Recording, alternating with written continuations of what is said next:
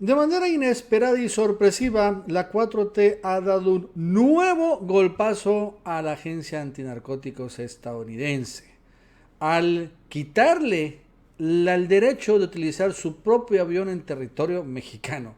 Y esto que parece poco, realmente es muy importante porque vemos que aunque no está siendo expulsada esta agencia de manera formal, en los hechos sí le ha venido cortando todas las alas y toda la operación.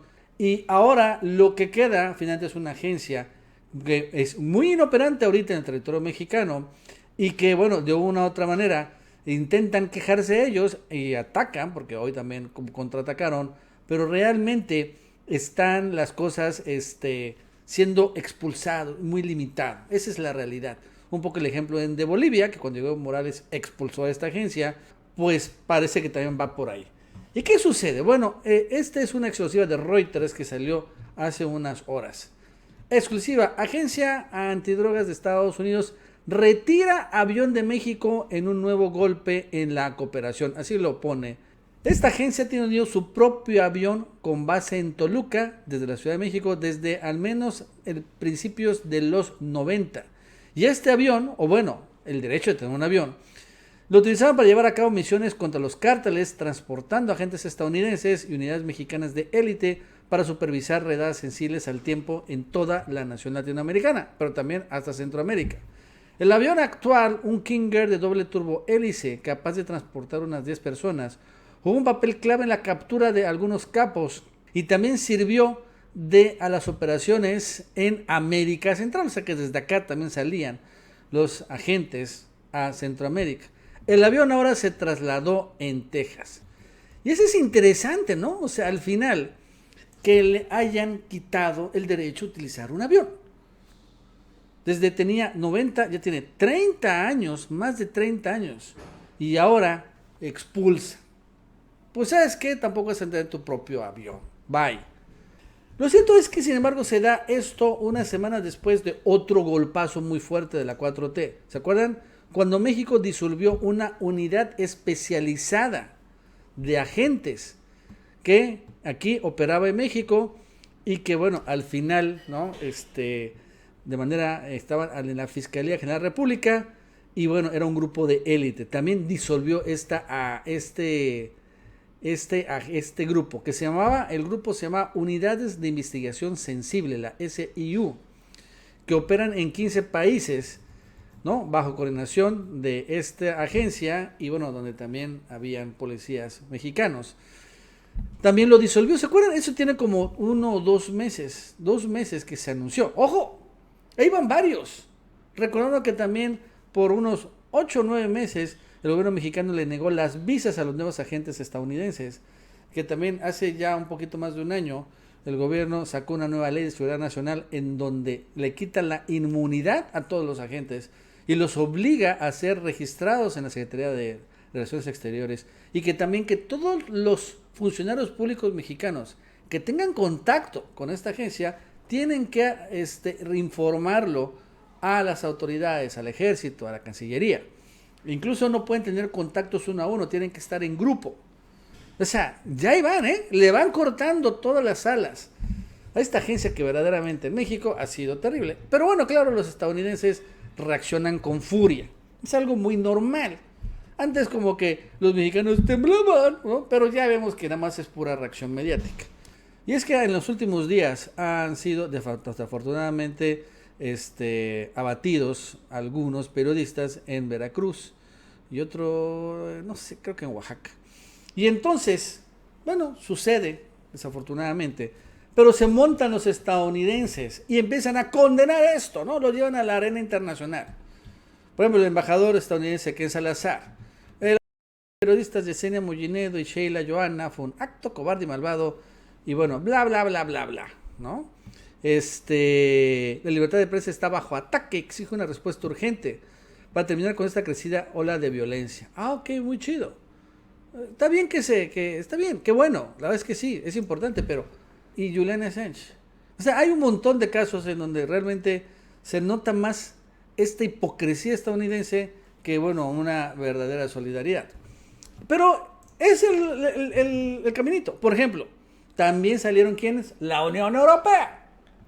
¿Se acuerdan? Los europeos sacan un comunicado. Declaración local de la Unión Europea, Noruega y Suiza. Bueno. Al nado sincronizado a nivel internacional. Bueno, ok. Ya los entiendo. Pero bueno, la verdad es que esto, sin embargo, es la respuesta. Y ya ahí salen como siempre, ya saben cómo es el mismo rollo de siempre. Ya tiene caso que lo vuelva a repetir. Pero en realidad, de todos modos, la 4T sí está cerrando.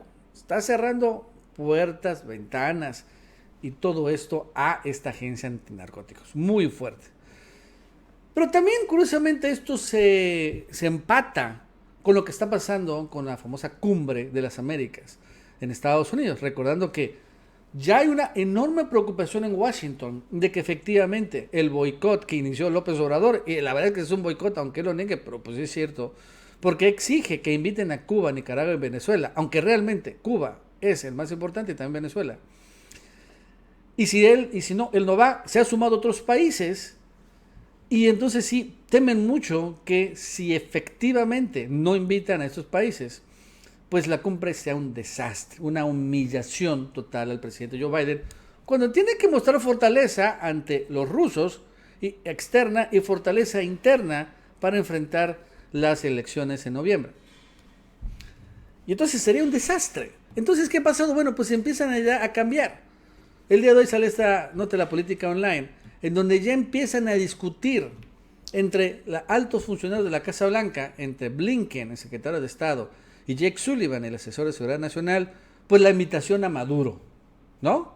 Porque creo que el gran problema es Maduro. De una otra manera, Cuba finalmente es claro quién es el presidente. Pero en el caso de Maduro, debemos recordar que Estados Unidos pues reconoció a Juan Guaidó. Además, Maduro tiene sanciones e incluso tiene, creo que, una demanda en Estados Unidos. Así que si Nicolás Maduro pisa el suelo estadounidense, pues debería ser detenido. Entonces es un gran problema. Y claro, la otra es, bueno, ¿y Juan Guaidó qué pedo? No, o sea, lo reconocía, sé que es puro rollo, pero el gobierno estadounidense lo reconoce como presidente. Entonces, ese es el verdadero problema. Entonces, más que Cuba, creo, incluso Nicaragua, podemos decir que él ya dijo a Daniel Ortega, yo no voy. Ok, entonces ya Nicaragua podemos decir que ya no es problema. Cuba realmente tampoco es tanto problema, repito. Si Obama saludó a Raúl Castro, bueno, pues también Biden era el vicepresidente en aquel momento. El problema, Venezuela es el verdadero problema. Es donde están todos entrampados. Y entonces empezamos a ver cómo intentan cambiar el sentido. Por ejemplo, hace unos minutos sacan 18 demócratas progresistas, ¿no?, en el Congreso una carta que le envían a Joe Biden donde le instan a la administración a levantar, escuchen bien, todas las sanciones contra Venezuela. ¡Ah! O sea, los demócratas, algunos, pero ya empiezan a decir, ¿saben qué? Ya, es hora de terminar las sanciones contra Venezuela. Maduro es malo y la verdad es que es parte del problema, pero ya, no subieron las sanciones, lo cual es cierto. Digo, no nos queda duda, no quieren las sanciones, sigue ahí Maduro, Juan Guaidó es un estúpido. Pues ya quiten las sanciones, dicen 18 congresistas. Muchos de ellos del famoso Squad, que por cierto ayer votaron a favor del paquete de Ucrania, enviar $40 mil millones de dólares en armas, y están sumamente golpeados por esto. Pero bueno, al margen de esto, ya son más, ya empiezan más. Esto sin tener en cuenta que desde por el conflicto en Ucrania, Estados Unidos empezó a aligerar las sanciones de una manera pues discreta, no secreta, porque sí se sabe, pero sí sin hacer mucho show. Y empezó a comprarle hasta 1 millón de barriles diarios a Venezuela, ¿no? Chevron, no se lo puede comprar directamente a Venezuela, pero se lo compra a Chevron, una compañía estadounidense que extrae el petróleo en Venezuela y bueno, se los vende Chevron. Pero es un poco lo mismo, finalmente es petróleo venezolano y los venezolanos están recibiendo esos ingresos. Entonces empezaron. Lo interesante, ¿saben qué? Es que Maduro empezó a decir algo hoy curioso, que va a empezar a privatizar parte de las empresas de Venezuela. Y es parte de lo mismo, ¿eh? El día de hoy, Maduro anuncia la venta de hasta 10% de empresas públicas en la bolsa de valores a capital nacional y extranjero. Entre ellas, por ejemplo, la Compañía Anónima Nacional de Teléfonos de Venezuela, o sea, Telmex venezolano, Movilnet, América Móvil, y también empresas petroquímicas, todas las empresas de mixta de petróleo, todas las empresas de gas, las empresas de Guayana, el sector minero, forestal, aluminio y servicios, y bueno, etcétera. ¿No? Es interesante. Esa también es una respuesta a todo lo que estamos viendo, lo que estoy comentando. No es una privatización absoluta, pero sí de una parte. Y podría acabar siendo absoluta. No lo sé cómo va a acabar. Pero realmente debemos aclarar que Venezuela pues, tiene que salir del hoyo. Y parece parte de un acuerdo. Por lo que podría haber. Pero ahí va caminando. Ojo con el dato. Entonces, pues vamos a ver cómo se ponen las cosas entre México y Estados Unidos, que como vemos, pues siguen muy tirantes, pero entonces México está poniendo sus condiciones a Estados Unidos. Y eso es algo que nunca vimos con Peña Nieto, con Fox, ni con Calderón, y menos con Carlos Salinas, y menos con Zedillo. Todos estos personajes entregados al 1000% con los Estados Unidos. Bueno amigos, eso es todo. Hasta luego.